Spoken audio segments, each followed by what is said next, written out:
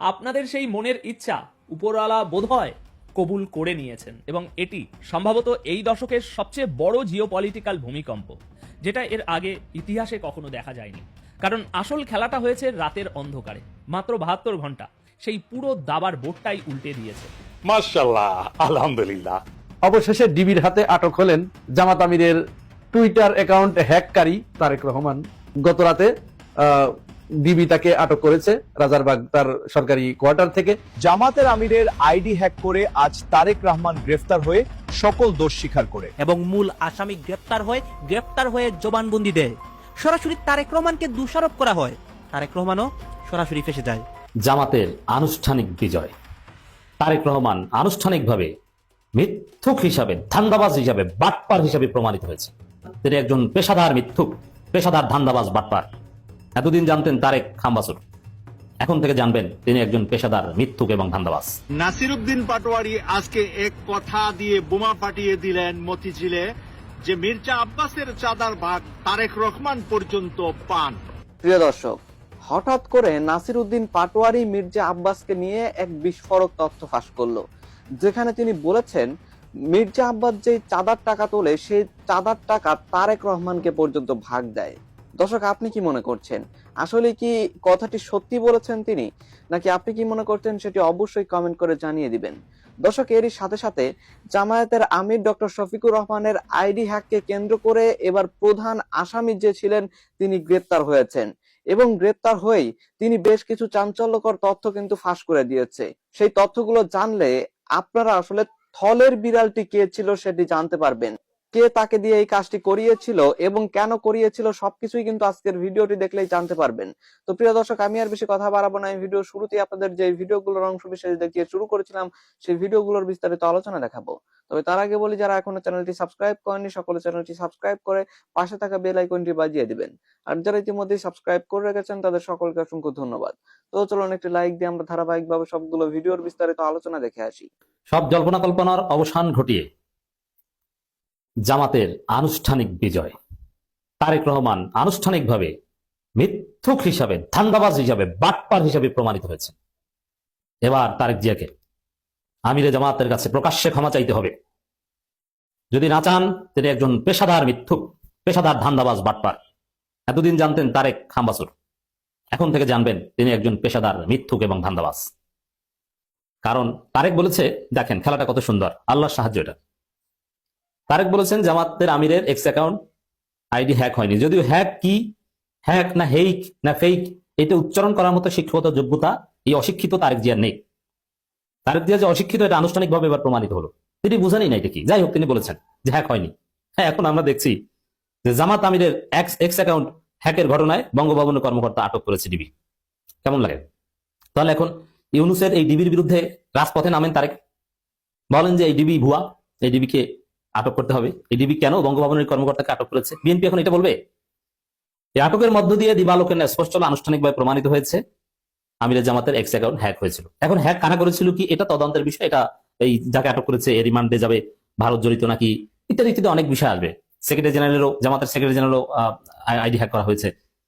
এর সাথে ভারতের ম্যালওয়্যার, ফিশিং লিঙ্ক ইউজ করা হয়েছে, নানান কিছু আছে, দ্যাটস ডিফারেন্ট। কিন্তু হ্যাক যে হয়েছিল এবং হ্যাকিং এর সাথে জড়িত থাকার জন্য গ্রেপ্তারও যে করা হয়েছে, এইটা তো ফাইনাল হয়ে গেছে। তাহলে তারেক যে বলেছিল যে হ্যাক হয়নি, এখন তারেকের কি হবে? আমি তো মনে করি যে তারেককেও গ্রেপ্তার করা দরকার। কারণ সে দায়িত্ব নিয়ে কিভাবে বললো হ্যাক হয়নি, তিনি নিজেও জড়িত। এবং আমার মনে হয় এই ডিবি যে বঙ্গভবনের কর্মকর্তাকে অ্যারেস্ট করেছে, ওকে যদি ডিম থেরাপি দিতে পারে ও তারেকের নাম বলে দিবে।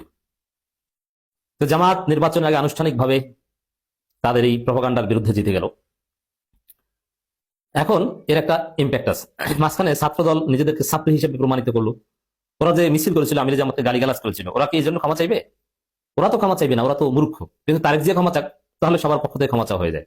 কিন্তু আরেকটা কথা বলতে চাই, যারা আমিরে জামাতের বিরুদ্ধে ঝাড়ু মিছিল করেছিলেন, ওগুলো সব ছিল শুয়ারের বাচ্চা, শুয়ার। কারণ ওরা জানতো যে হ্যাক হয়েছে, তারপরে ওরা ঝাড়ু মিছিল করেছে। ঝাড়ু মিছিল এটা কতটা নোংরামি জানেন?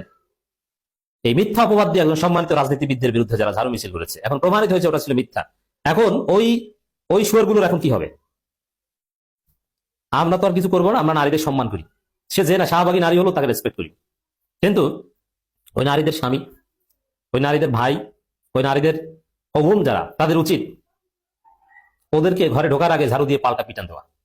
যে তুই ঝাড়ু মিছিল করছো কিসের উপর ভিত্তি করে? এখন তো তোর ঝাড়ু মিছিলের এজেন্ডাই ভুয়া প্রমাণিত হলো, এখন তুই ওই ঝাড়ুর বাড়ি খেয়ে তারপর ঘরে ঢোক। উচিত এইটা।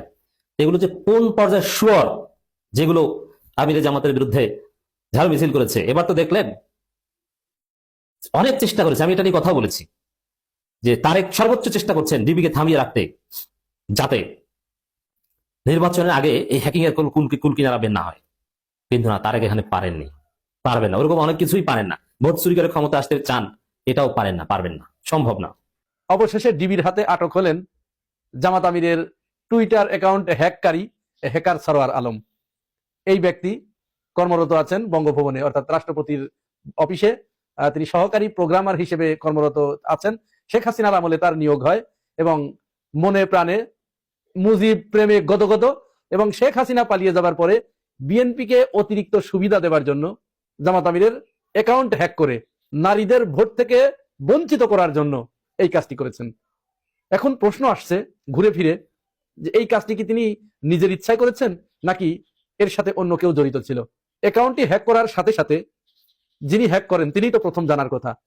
তারপরে তিনি যদি কাউকে শেয়ার করেন বা তার সাথে যদি কেউ সহযোগী থাকে তার জানার কথা।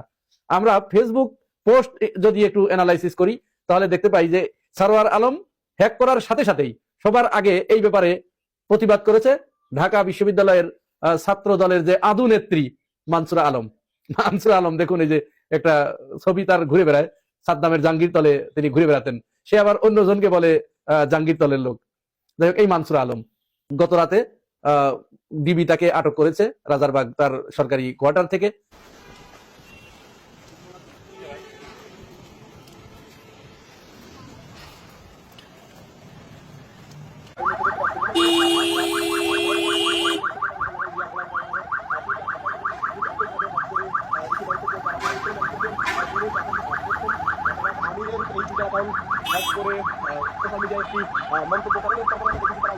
আটক করার পরে প্রাথমিক জিজ্ঞাসাবাদে তিনি জানিয়েছেন তার ক্ষোভের থেকে, এবং বিএনপিকে একটু বেশি ফ্যাসিলিটি দিতে তিনি এই কাজটি করেছেন। শুধু তাই নয়, ওই কাজটি করার পরে তিনি আবার সেক্রেটারি জেনারেল মিয়া গোলাম পরোয়ারের অ্যাকাউন্টটিও হ্যাক করেছেন, এবং শফিকুল ইসলাম মাসুদ তার অ্যাকাউন্টটিও হ্যাক করে নিজেদের মন গড়া কথা সেখানে তিনি লিখে দিয়েছেন। তাকে জিজ্ঞাসাবাদ করার পরে এখন বিএনপির ভিতরে কেউ কেউ এর সাথে জড়িত আছেন, তিনি প্রাথমিক স্বীকার করেছেন যে তার সাথে অন্য কেউ আছেন। এখন কে কে আছে এটি জাতি জানতে চায়, কারণ এটি নিয়ে অনেক জল ঘোলা করা হয়েছে। বিএনপির হাই এডুকেটেড যেগুলো, মূর্খগুলোর কথা বাদই দিলাম, মূর্খরা তো যা শুনবে সেটি বিশ্বাস করবে, এটি খুবই স্বাভাবিক। কিন্তু বিএনপির পক্ষ থেকে আমরা এমন কিছু মানুষদের কাছ থেকে এই ব্যাপারে প্রতিক্রিয়া পেয়েছি যাদেরকে আমরা বেশ ভালো মানের লোক হিসেবে আমরা জানতাম, হায়ার এডুকেটেড, ওয়েল ম্যানার্ড জানা লোক। এমনকি জুলকারনাইন শাহের বিএনপির কর্মী, যিনি বিএনপির অ্যাক্টিভিস্ট, তিনিও এ ব্যাপারে দেখলাম যে খুব আগ্রহ প্রকাশ করছেন এবং যথেষ্ট আগ্রহ প্রকাশ করছেন। এখন এই যে হ্যাক করে একই ধরনের শব্দ কিন্তু সেখানে ব্যবহার করছে, নারীদেরকে উত্তেজিত করে দেবার, নারীদেরকে খেপিয়ে দেবার পোস্ট, সবগুলো বিশ্লেষণ করলে একই বিষয়ে লক্ষ্য করা যাচ্ছে। কারণ কি? কারণ হচ্ছে বিএনপি নারীদেরকে এই মুহূর্তে প্রচন্ড ভয় পাচ্ছে। ভয় পাচ্ছে এই কারণে এখনো বিএনপি না ভোটের পক্ষ ছাড়ে নাই। বিএনপি কিন্তু অবশ্যই না ভোটে ভোট দিবে, ধানের শীষ এবং না। আমি প্রমাণ দিয়ে দিচ্ছি, তারেক রহমান যতই বলুক যে আপনারা হা ভোটে ভোট দিবেন, যেদিন তারেক রহমানের ওই খবরটি প্রকাশিত হয়েছিল যে তিনি হা ভোটে ভোট চাচ্ছেন, আমি সেদিনই বলেছিলাম যে এটি তার মনের কথা নয়। তিনি উপরে এটি বলেছেন, ভিতরে ভিতরে তার নেতাকর্মীদেরকে তিনি শিখিয়ে দিয়েছেন যে তোমরা কিন্তু না এর পক্ষে ভোট চাইবে। এই যে প্রমাণ।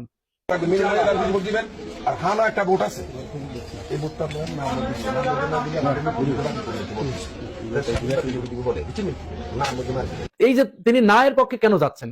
না এর পক্ষে এই কারণে যাচ্ছেন কারণ হা এর পক্ষে ভোট দিলে 10 বছরের বেশি তিনি ক্ষমতায় থাকতে পারবেন না, এবং প্রধানমন্ত্রী আর রাষ্ট্রপতির ভিতরে ক্ষমতার একটা ভারসাম্য তৈরি হবে। তো এই দুটো জিনিসই তো তার জন্য বুমেরাং, এবং এখানে পরিবারতন্ত্র থেকে বের হয়ে আসার একটা বিষয় রয়েছে। তো তারেক রহমান কি এটি চাইবে? বিএনপি যারা করেন আপনারা বলুন তো, আপনারা জীবনে কোনোদিন প্রধানমন্ত্রী হতে পারবেন? অথচ আপনাদের কিন্তু যোগ্যতা আছে। আমরা বিএনপির এমন কিছু নেতাকে জানি যারা শুধু প্রধানমন্ত্রী নয়, ওয়ার্ল্ড ক্লাস নেতা হবার যোগ্যতা তাদের আছে, কিন্তু তারা কি এই প্রতিভার স্বাক্ষর কোনোদিন রাখতে পারবেন বাংলাদেশে? সারা জীবন তাদের কিন্তু ওই নেতার পায়ের নিচেই থাকতে হবে। এই পরিবারতন্ত্রটাকে ভেঙে খান খান করে দিচ্ছে জামাত ইসলাম। আজকে যারা রাজনীতি করছেন, আগামী 5 বছর পরে জামাত ইসলাম যদি ক্ষমতায় যায়, তাহলে আগামী 5 বছর পরে আপনিও কিন্তু প্রধানমন্ত্রী হতে পারবেন। আপনি যদি জামাত ইসলাম করেন, ডক্টর শফিকুর রহমান আগামীবার নিশ্চিত থাকেন এটা থাকবে না তিনি। 10 বছর তো দূরের কথা, আগামীবারই তিনি থাকবেন না, আগামী নির্বাচনে তিনি আর প্রধানমন্ত্রী হতে পারবেন না। এর ভিতরে জামাতের অনেক নেতা পরিবর্তন হবে, অনেক আমির পরিবর্তন হবে। তো এই ক্ষেত্রে যদি আপনি এগিয়ে আসেন, আমি এগিয়ে যাই, তাহলে আমিও কিন্তু প্রধানমন্ত্রী হতে পারি। এই যে একটা সুযোগ। জাপানে কি হয়, জাপানে কিন্তু সেখানে আগে 1 বছর ছিল সম্ভবত, এখন 3 বছর করেছে তারা। তাদের চিন্তা চেতনা হচ্ছে জাপানের প্রতিটি নাগরিক যাতে প্রধানমন্ত্রী হওয়ার সুযোগ পায়। অথচ তার বিপরীতে আমরা কি করছি, বাংলাদেশের অন্য কারো প্রধানমন্ত্রী হওয়ার স্বপ্ন কোনোদিন পূরণ হবে না, ওটি সারা জীবন অধরাই থেকে যাবে। কিন্তু এইখানে তো জামাত ইসলাম কাজ করেছে। জামাত ইসলাম এই জায়গাটায়, অর্থাৎ প্রত্যেকেই যেন প্রধানমন্ত্রী হতে পারে, যে কেউ প্রধানমন্ত্রী হতে পারে, এই সুযোগটি কিন্তু করে দিয়েছে। সেনাবাহিনীর একটা স্পর্শকাতর একটা বাহিনীর আপনার বডি ক্যামের ভিডিও ফুটেজ বাইরে আসলো কিভাবে? আমি গতকালকে আমার পেজে জুলকারনাইন স্যার ওনার পেজের একটা ভিডিও আমি আমার পেজে আমি শেয়ার দিয়েছিলাম। আমি জানি না এটা প্রথমে কে করেছেন, প্রথমে কে আপলোড দিয়েছেন আমি জানি না, মানে কাকে প্রথমে দিয়েছে। এটা যদি সেনাবাহিনী মনে করে দেশের স্বার্থে বা কোনো কারণে এটা প্রকাশ করা দরকার, প্রচার করা দরকার, সেক্ষেত্রে সেনাবাহিনীর উচিত ছিল ISPR থেকে এটা করা, মিডিয়াকে ডেকে তাদেরকে দিয়ে দেওয়া, অথবা সেনাবাহিনীর নিজস্ব ফেসবুক পেজ আছে, ইউটিউব চ্যানেল আছে, সেইখানে এটা আপলোড দেয়া। সেটা না করে তাদের নিশ্চয়ই তারা প্রথমে এটা যার কাছে এসছে সে তাদের কচুক্ষেতের ভাতাপ্রাপ্ত, তো এই কচুক্ষেতের ভাতাপ্রাপ্ত মুক্তিযোদ্ধা যারা আছেন তাদেরকে তারা দিয়েছেন।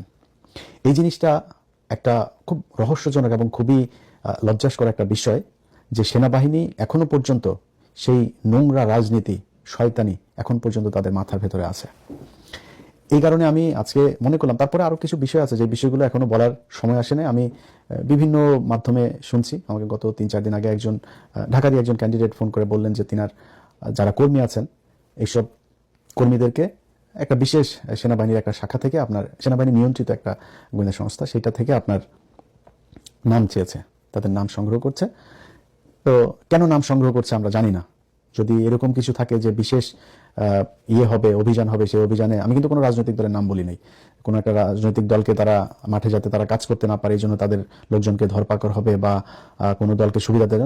গত 1.5 বছরে চিহ্নিত কারা কারা চাঁদাবাজি করেছে, কারা সন্ত্রাসী কার্যকলাপ করছে, এখনো করছে, তারা চিহ্নিত, তাদেরকে ধরেন। সেটা যদি জামাতের আমির হয়, জামাতের আমিরকেও ধরেন, কোনো সমস্যা নেই। যদি বিএনপির বিশাল বড় নেতা হয় তারও ধরেন, ওইটা ঠিক আছে। কিন্তু বিশেষ কোনো উদ্দেশ্যে আমি গতকালকের এই ভিডিওটার পিছনে অনেক বড় ধরনের একটা কনস্পাইরেসি আপনার লক্ষ্য করছে।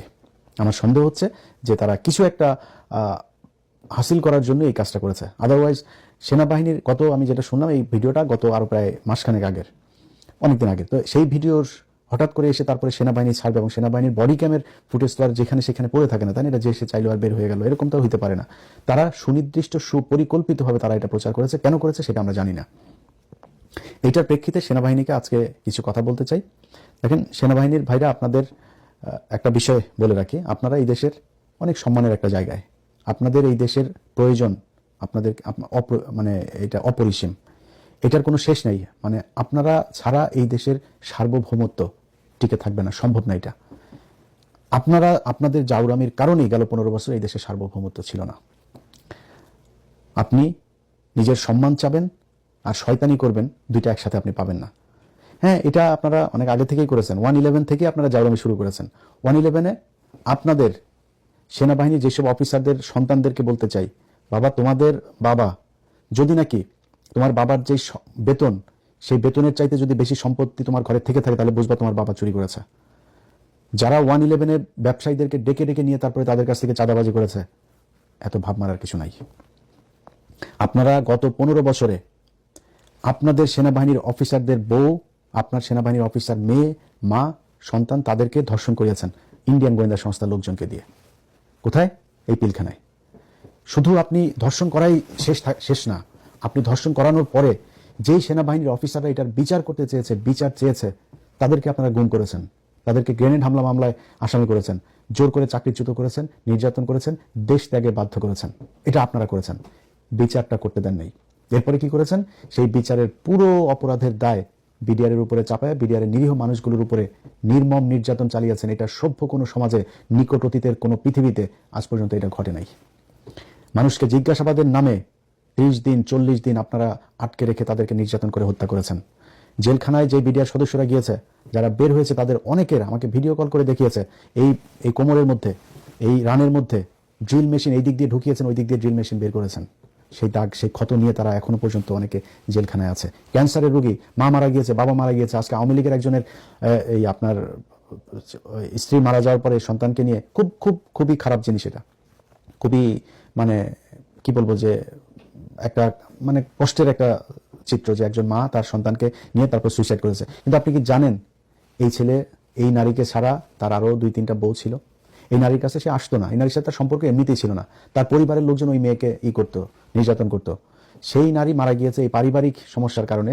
একটা বিশাল প্রথম আলো, ডেইলি স্টার দুজনে মিলা, ওইদিকে চ্যানেল 24 এমন এক তৈরি করলো যে স্বামীর শোকে স্বামীকে জেল থেকে বের করতে না পেরে, তারপরে মিথ্যা মামলার অপরাধে স্বামীর এই অত্যাচারের এই দুর্বিষহ অবস্থা সহ্য করতে না পেরে দুনিয়া ছেড়ে চলে গেলেন। কি সেই মানে মিউজিক একটা করে দিলে বেদের মেয়ে জ্যোৎস্না ছবির মতো বিশাল করুণ দৃশ্য দেখা যাইত, বানাই দিলেন। কিন্তু এই যে বিডিআররা এখনো পর্যন্ত যে জেলখানায় পড়ছে, এখন পর্যন্ত প্রায় 450 আলেম জেলখানার ভিতরে কোনো অপরাধ ছাড়া, তারা বাপ মার মারা যাওয়ার পরে তাদের প্যারোলে যাইতে দেওয়া হয় না অনেককে। সেটা নিয়ে নিউজ করেন নাই তো? কি অপরাধ তাদের?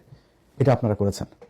যেই আওয়ামী লীগ ভারতের সাথে মিলে শহীদ জিয়াউর রহমানকে হত্যা করল, যেই আওয়ামী লীগ বেগম জিয়াকে অন্যায়ভাবে মিথ্যা মামলা দিয়ে জেলে ভরে বিষ প্রয়োগ করে আস্তে আস্তে হত্যা করল, যেই আওয়ামী লীগ এবং ভারত মিলে তারেক রহমানকে মেরে কোমর ভেঙে দেশ থেকে বিতাড়িত করলো, 17 বছর দেশে আসতে দিল না, সেই বিএনপি কি করে সেই আওয়ামী লীগের পক্ষপাতিত্ব করে আমার মাথায় আসে না কোনোভাবেই। দেশপ্রেমিক বাংলাদেশী দেশে বিদেশে যে যেখানে আছেন, আসসালামু আলাইকুম। দেশের বিজয় না ক্ষয় হবে তা নির্ধারণের আর মাত্র 7 দিন বাকি। বাংলাদেশের বেশিরভাগ জনগণের বিবেক এখনো বেঁচে আছে না মরে গেছে তা 7 দিন পরে পরীক্ষিত হবে। হাসিনার সাথে তো আমার ব্যক্তিগত শত্রুতা কখনোই ছিল না, বা আওয়ামী লীগের সাথেও আমার ব্যক্তিগত শত্রুতা ছিল না। তবুও কেন আমি এত বছর হাসিনা এবং আওয়ামীর বিরুদ্ধে মিডিয়া যুদ্ধ চালিয়ে গেছি? তার বহু কারণের মাঝখানে অন্যতম কারণ বাংলাদেশের স্বাধীনতার সার্বভৌমত্ব ভারতের হাতে তুলে দেওয়া, দ্বিতীয়ত বাংলাদেশে মানবতা বিরোধী সকল অপরাধ, তৃতীয়ত বাংলাদেশের জনগণের অর্থ সম্পদ চুরি করা। সুতরাং কোনো রাজনৈতিক দল বা ব্যক্তির সাথে আমার কোনো সম্পর্ক নেই। সকল ব্যক্তি এবং রাজনৈতিক দলের ঊর্ধ্বে হচ্ছে বাংলাদেশ। যে কোনো দল বা ব্যক্তির মাধ্যমেই বাংলাদেশের ক্ষতি হোক তা আমি কোনোদিন হতে দিব না বা হতে দিতে পারি না। বাংলাদেশকে বাঁচাতে যদি সকল দলের শত্রু হতে হয় আমাকে, সকল দলের চক্ষুশূল হতে হয় আমাকে, আমি তাই হব, তাতেও আমি কোনোদিন পিছপা হব না। আওয়ামী লীগ এবং জাতীয় পার্টি হচ্ছে ভারতের দল, বিএনপি, জামাত এবং অন্যান্য দলগুলো হচ্ছে বাংলাদেশের দল। তবে জনগণের যাচাই বাছাইয়ের সম্পূর্ণ অধিকার আছে এবং তা জনগণের দায়িত্ব যাচাই বাছাই করে কোন ব্যক্তিটাকে ভোট দেওয়া উচিত তার নিজের এলাকায়, সেটা যে দলেরই হোক না কেন। যদি সেই এলাকার কোনো প্রার্থী সবচেয়ে ভালো প্রার্থী, সবচেয়ে ভালো মানুষ এবং যোগ্যতা আছে, সে যদি বিএনপির হয় তাহলে, অথবা জামাতের হয়, অথবা অন্য কোনো দলের হয়, তাহলে বাংলাদেশের জনগণের উচিত বাংলাদেশের বৃহত্তর স্বার্থে সেই ভালো মানুষকে এবং যোগ্য মানুষকে ভোট দেওয়া। সুতরাং আমার কোনো কথা বিশেষ করে বিএনপি বা জামাতের বিরুদ্ধে নয় বা কারোর পক্ষেও নয়। আমি কোনো রাজনৈতিক দল করি না। বিশেষ করে জামাত বাংলাদেশে কখনো রাজনীতি করার সুযোগ পায়নি। তারা অনেক চড়াই উতরাই পেরিয়েছে, বিভিন্ন সরকারের সময় তারা বিভিন্নভাবে অত্যাচারিত হয়েছে। ঠিক ইরানের মতো, যেরকম পশ্চিমা দেশের বিভিন্ন নিষেধাজ্ঞায় চুপ করেছিল দুর্যোগের উপরে, এবং সেই সময় চুপ করে থেকে সকল প্রকার অন্যায় সহ্য করে ইরান তারা অস্ত্রে শস্ত্রে জ্ঞানে বিজ্ঞানে আরো শক্তিশালী হয়ে উঠেছে, তারপরে আত্মপ্রকাশ করেছে। জামাত অত দূরে না গেলেও এত বছর জামাত চুপ থেকে জামাতের ভিতরে অনেক শিক্ষিত এবং মেধাবী লোকের সৃষ্টি হয়েছে। বিএনপি সেই তুলনায় স্বাধীনতার পর থেকেই বহু সুযোগ পেয়েছে, বরং সুযোগ হারিয়েছে হাসিনার 16 বছর আমলে। অথচ এই বিএনপি আওয়ামী লীগের কোনো বদনাম করতে তারা চায় না। আজকেই শুনলাম আব্দুল আওয়াল মিন্টুর মুখে যে বিএনপি কখনো আওয়ামী লীগের সমালোচনা করে না। কি আশ্চর্যের কথা! যেই আওয়ামী লীগ ভারতের সাথে মিলে শহীদ জিয়াউর রহমানকে হত্যা করল, যেই আওয়ামী লীগ বেগম জিয়াকে অন্যায়ভাবে মিথ্যা মামলা দিয়ে জেলে ভরে বিষ প্রয়োগ করে আস্তে আস্তে হত্যা করলো। যেই আওয়ামী লীগ এবং ভারত মিলে তারেক রহমানকে মেরে কোমর ভেঙে দেশ থেকে বিতাড়িত করলো, 17 বছর দেশে আসতে দিল না, সেই বিএনপি কি করে সেই আওয়ামী লীগের পক্ষপাতিত্ব করে আমার মাথায় আসে না কোনোভাবেই। দর্শক, আমি আশা করছি আপনারা সকলে অত্যন্ত মনোযোগ সহকারে সবগুলো ভিডিও দেখেছেন। এমনকি দর্শক, যদি এই ভিডিওগুলো সম্পর্কে আপনাদের কোনো মতামত থেকে থাকে তাহলে তো অবশ্যই জানাবেন। দর্শক, নিউজটি শেষ করছি এখানেই, ফিরছি পরবর্তী নিউজে নতুন কোনো টপিকে। আল্লাহ হাফেজ।